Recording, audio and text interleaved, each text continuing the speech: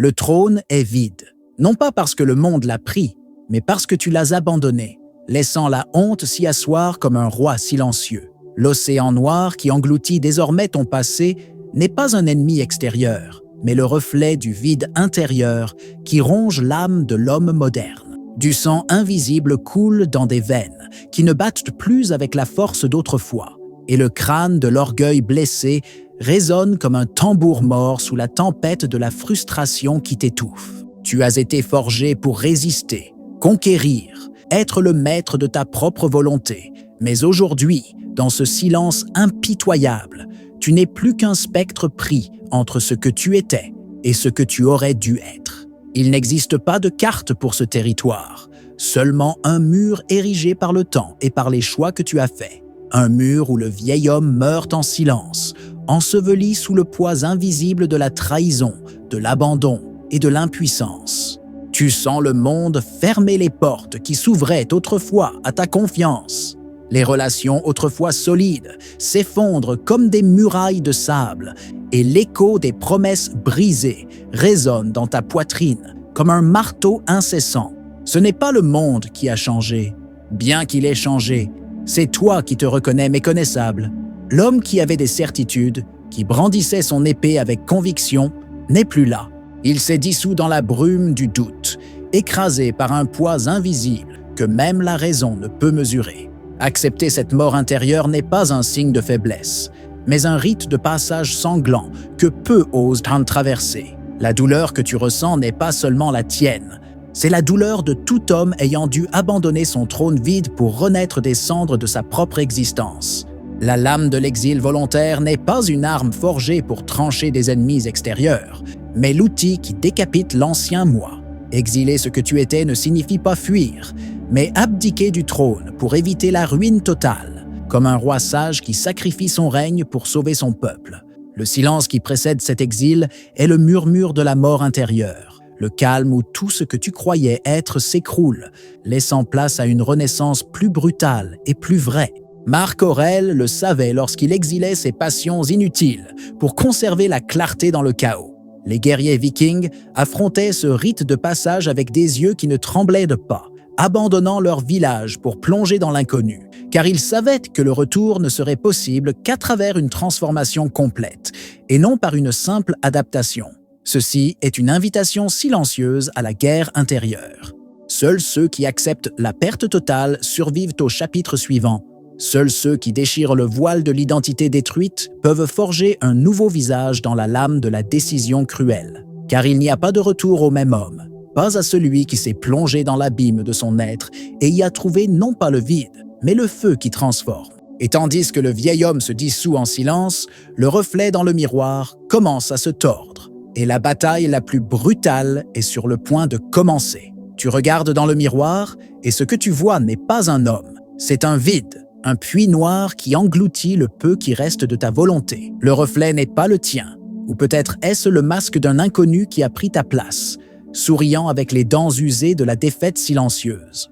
Le visage qui te renvoie, le regard ressemble moins à un ami qu'à un ennemi qui t'a trahi, avant même que quiconque n'ait osé le faire. Il n'y a plus d'abri dans ce reflet, seulement le froid de l'immobilité et la peur de se perdre à jamais. Tu sais que tu ne peux plus fuir ce visage. Il est le témoignage cruel que l'homme que tu étais est mort et que le vide exige d'être rempli par quelque chose de plus sombre, plus dur, plus réel. La décision est cruelle parce que le confort de ce que nous connaissons est la prison la plus efficace. Et briser le miroir, c'est déchirer la dernière ligne de défense de l'illusion qui maintient la fragile raison et la volonté endormies. Regarde bien cette image qui te hante. C'est la fin d'un cycle et le début d'une guerre silencieuse. La peur paralysante de devenir une ombre, de se dissoudre dans le néant, est le piège qui engloutit les plus faibles. Des hommes qui préfèrent la mort lente, du conformisme au feu intense de la transformation. Mais la guerre exige des sacrifices plus durs. Briser le miroir ne signifie pas détruire ce qui a été, mais rejeter le confort d'un moi préfabriqué, déconnecté de la vérité, un moule fissuré qui ne supporte pas la pression de la réalité. Il n'y a pas de place pour l'ancien moi sur ce champ de bataille, ni pour l'espoir vide que le passé te sauve encore. La seule vraie victoire est la création d'un nouveau reflet. forgé dans les braises de la douleur et la froideur de la discipline. Une image qui ne cherche pas l'approbation, ne demande pas la permission, mais impose le respect même dépouillé d'espoir. Alexandre le Grand ne s'est pas laissé emprisonner par la stagnation de l'identité héritée.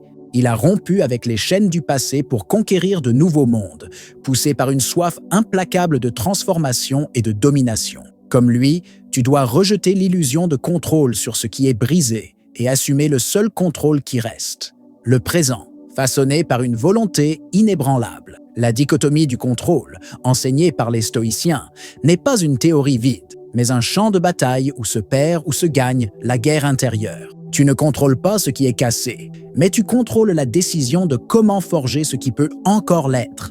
C'est la discipline froide, le contrôle absolu des émotions et de l'esprit, qui garantissent la renaissance du guerrier. N'attends pas que le miroir se répare tout seul.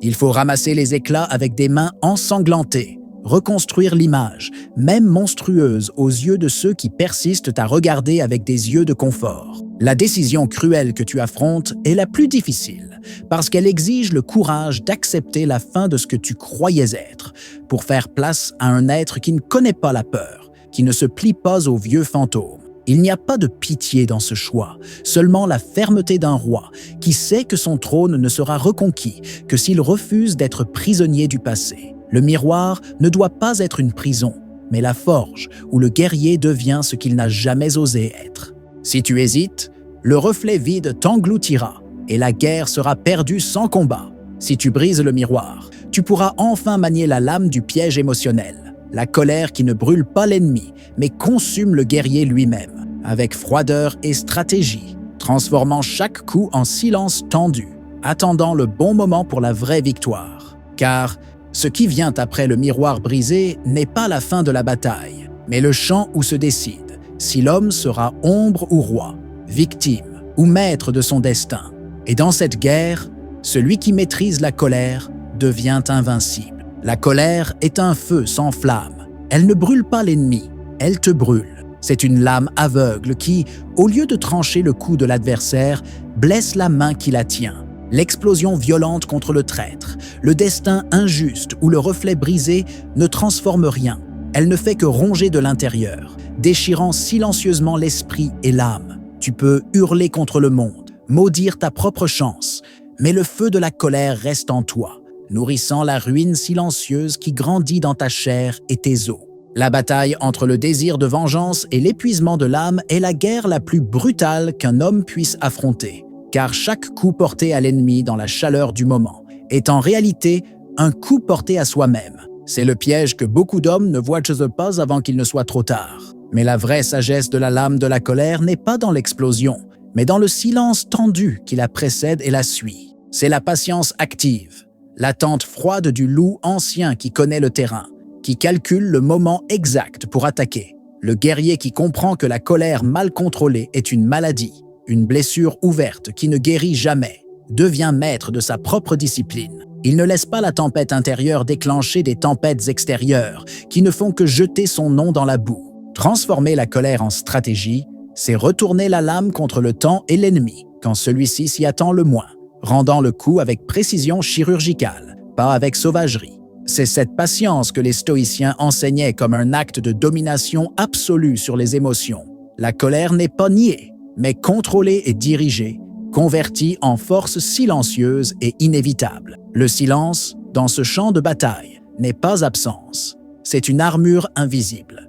La révolte contenue est l'arme la plus destructrice, car son pouvoir réside dans son imprévisibilité et dans sa capacité à ronger l'ennemi à son propre rythme. Celui qui ne maîtrise pas sa colère est une flamme qui s'éteint avant d'éclairer le chemin. Celui qui la contient est l'obscurité qui annonce la nuit définitive pour l'adversaire. Tu peux sentir cette colère exploser, serrer ton poignet et faire éclater tes veines. Mais si tu continues à la brûler sans contrôle, il ne restera que des cendres froides là où il y avait un homme. Le piège émotionnel de la colère est la sentence silencieuse qui transforme les guerriers en ombres vaincues. Mais il y a une autre route, celle de la patience active et de la discipline implacable. Le silence qui s'impose sur la fureur n'est pas faiblesse, c'est une force cachée, et c'est cette force que tu dois chercher. car le prochain coup de la guerre mentale exige que tu renaisses de la colère non pas en victime, mais en exécuteur silencieux de la justice que seule la stratégie froide peut garantir.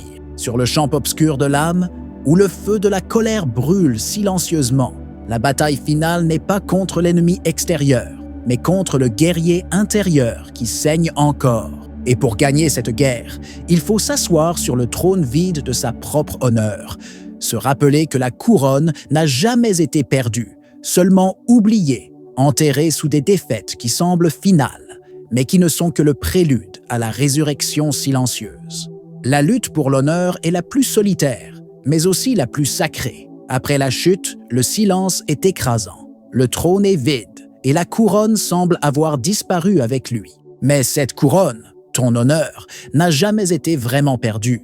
Elle est enterrée, cachée sous les défaites que tu portes comme des blessures ouvertes, un cercueil ouvert où repose le nom de l'homme que tu étais. Le vide existentiel qui dévore le guerrier après la chute tente de le convaincre que le trône est vide pour toujours, que l'honneur est un trésor perdu, une légende qui ne t'appartient plus, mais c'est la plus grande illusion que l'ennemi peut planter en toi. L'honneur ne se perd pas, il ne fait que se cacher dans le silence de l'âme blessée, attendant le moment opportun pour ressurgir, même si le monde entier t'a tourné le dos. Tu n'as pas besoin de chercher l'honneur à l'extérieur, c'est une flamme intérieure qui survit même aux plus grandes tempêtes. Nier cette flamme, c'est accepter l'oubli. C'est céder au désespoir qui transforme l'homme en ombre. C'est livrer le trône à des fantômes qui se nourrissent de ta faiblesse. Ragnar, lorsqu'il s'est retiré dans sa solitude stratégique, savait que la plus grande bataille était contre l'abandon intérieur. La vertu stoïcienne de la persévérance face à la solitude et à l'humiliation n'est pas un conseil pour les faibles, mais un appel à ceux qui respirent encore, malgré le sang versé. Le vrai honneur est celui qui résiste quand tout semble vouloir l'enterrer. C'est une carte invisible que seul le guerrier qui ne renonce pas peut suivre, même en mer déchaînée et nuit sans étoiles. Creuser le trône enterré est un acte de courage que peu d'hommes ont. S'y asseoir, même seul, est la déclaration silencieuse que tu n'as pas abandonné, qu'il y a encore un roi en toi, malgré les cicatrices et l'isolement. Le vide de la salle est une forge où l'esprit et l'âme s'endurcissent, une chambre sacrée où la renaissance se prépare en silence. Tu peux sentir le poids de la solitude, l'écho des pas qui ne reviennent pas, mais c'est dans ce silence que se construit la forteresse invisible que nul ennemi ne peut renverser. La couronne oubliée n'est pas un symbole mort, c'est la promesse silencieuse que tu peux encore gouverner, encore commander ta vie et ta douleur. Mais le chemin pour retrouver l'honneur n'est pas une marche triomphale, c'est une marche lente, sanglante, marquée par une résistance silencieuse. C'est la lutte quotidienne contre la peur de l'humiliation, la bataille intérieure pour ne pas laisser le vide consumer ton essence. Car le véritable ennemi n'est pas dehors, mais en toi, chuchotant que le trône est perdu pour toujours, que l'homme ancien est mort et qu'il n'y a pas de remplaçant. La lutte contre ce vide est la guerre la plus solitaire, la plus dure, mais aussi la plus sacrée. C'est là que le guerrier se trouve, nu, blessé, mais debout. Et debout, même lorsque le monde semble avoir oublié ton nom. Le guerrier se prépare à la prochaine vision, celle qui traverse le chaos présent avec la clarté d'une carte déchirée, mais encore lisible seulement pour ceux qui acceptent de regarder au-delà des ombres. Car l'avenir n'est pas pour ceux qui attendent la sécurité, mais pour ceux qui ont la vision à long terme, même lorsque tout semble s'effondrer. L'honneur a peut-être été enterré, mais le trône vide a déjà un nouveau roi qui se lève dans l'ombre. Le présent est un chaos. Les eaux de l'océan Noir s'agitent avec fureur. Des tempêtes invisibles déchirent l'horizon et les chemins semblent détruits, emportés par les vagues impitoyables du destin. Tu marches parmi les décombres, entouré d'ennemis invisibles et impitoyables, sentant le doute ronger ta volonté à chaque pas. Le futur est une nébuleuse, une carte déchirée qui refuse de révéler ses secrets. L'incertitude assomme le guerrier et menace d'engloutir tout fil d'espoir. Mais le vrai guerrier, celui qui ne se laisse pas tromper par l'apparence du désordre, développe une vision qui transcende l'instant, un regard qui perce le voile du chaos pour voir le chemin caché entre les ombres. Cette vision n'est pas un don, ni une chance.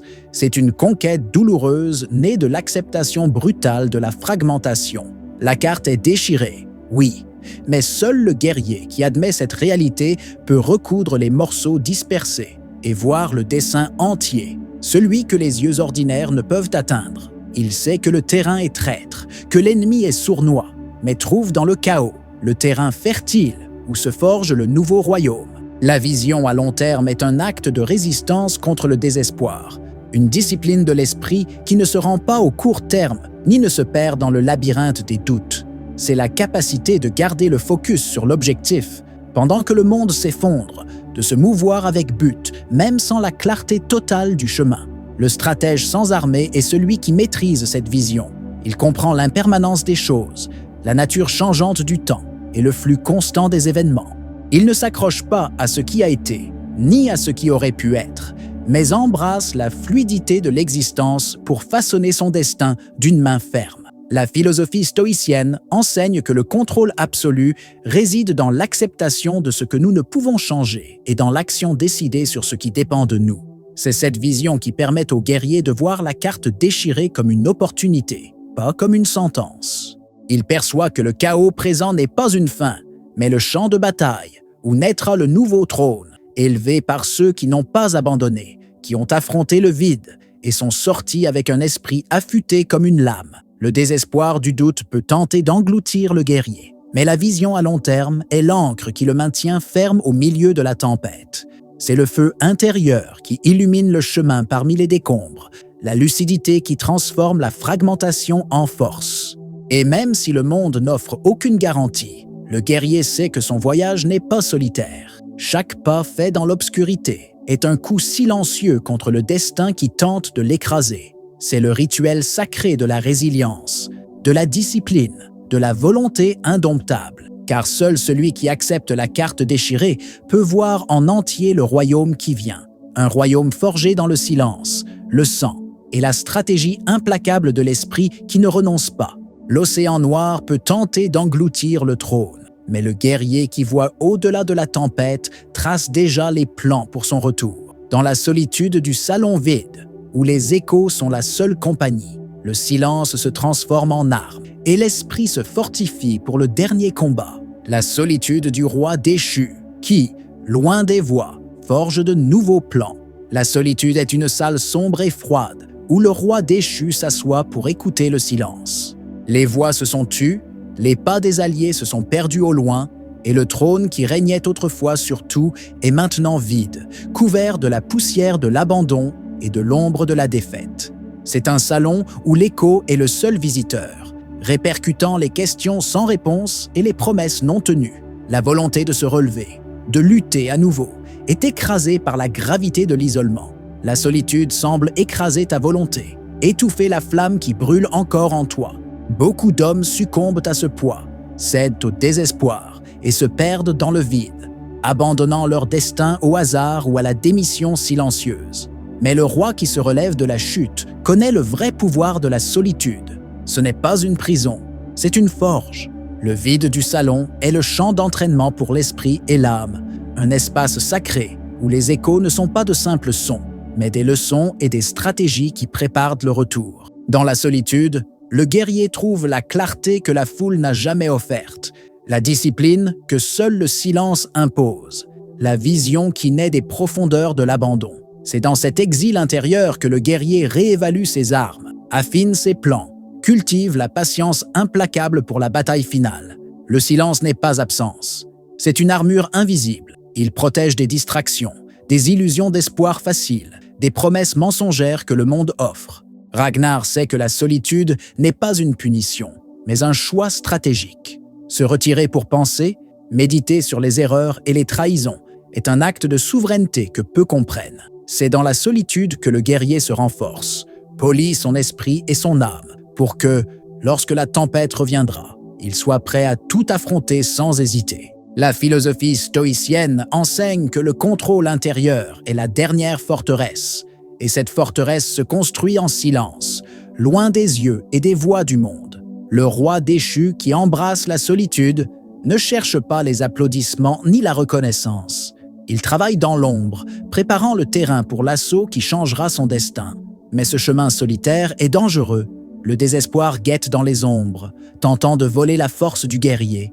La volonté d'abandonner, de succomber à la solitude comme à un tombeau, est la bataille la plus difficile. Beaucoup s'y perdent, tombent dans le vide et ne se relèvent jamais. Mais le roi qui tient bon dans la solitude devient une légende invisible. Un renégat silencieux qui marche dans l'ombre, tandis que le monde oublie son nom.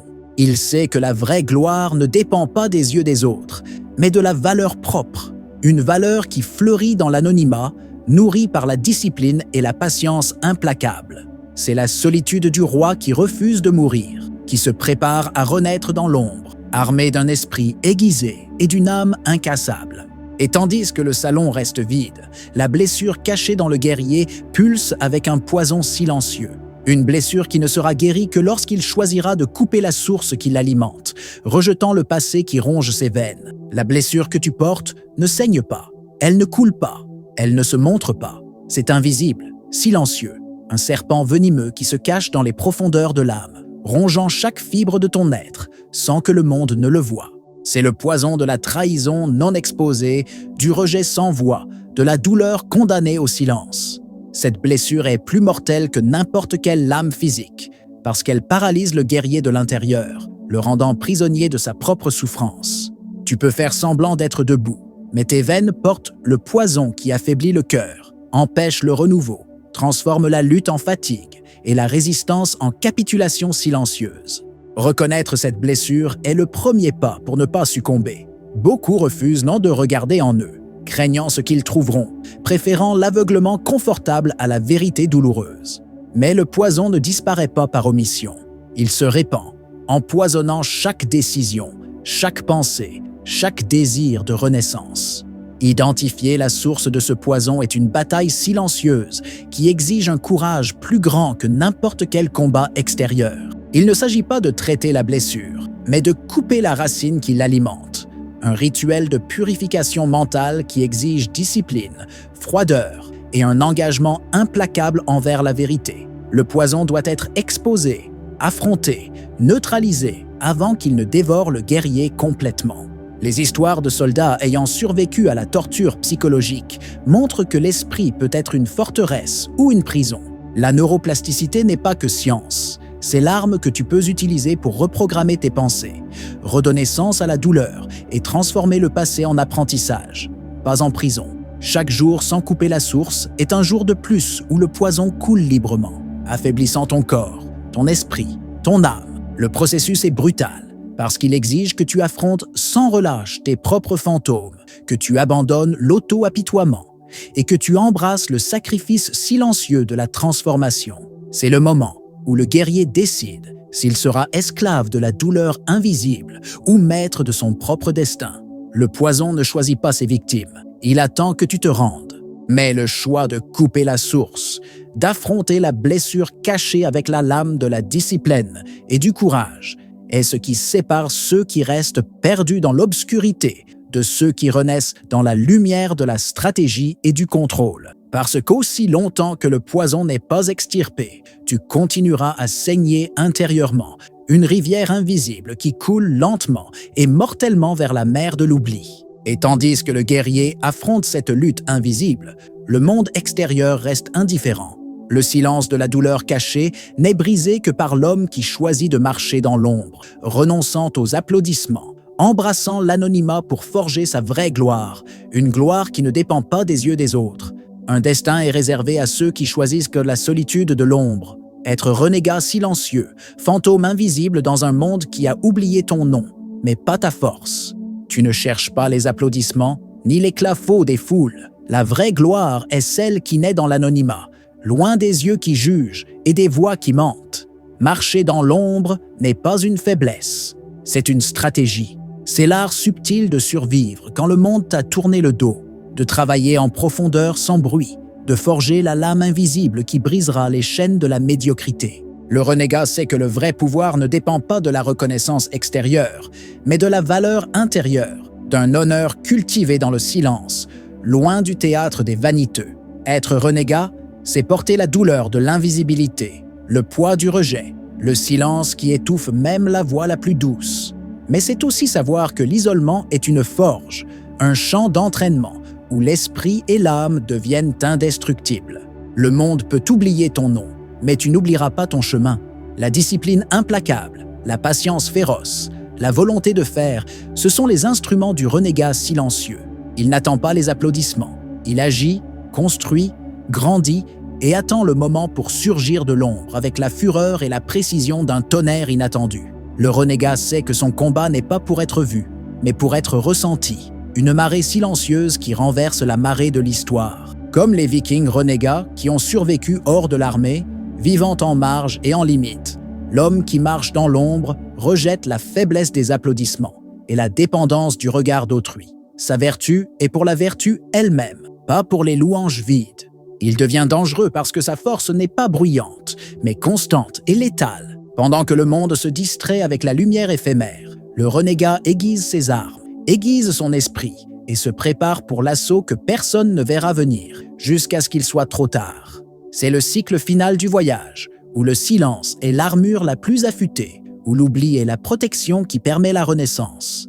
Chaque pas dans l'ombre est un acte de rébellion contre le destin qui t'a été imposé, un refus de disparaître dans l'oubli de la médiocrité. Le renégat silencieux est l'homme qui a survécu à la douleur invisible, qui a brisé ses chaînes intérieures et extérieures, et qui maintenant se lève, non pour être vu, mais pour être craint.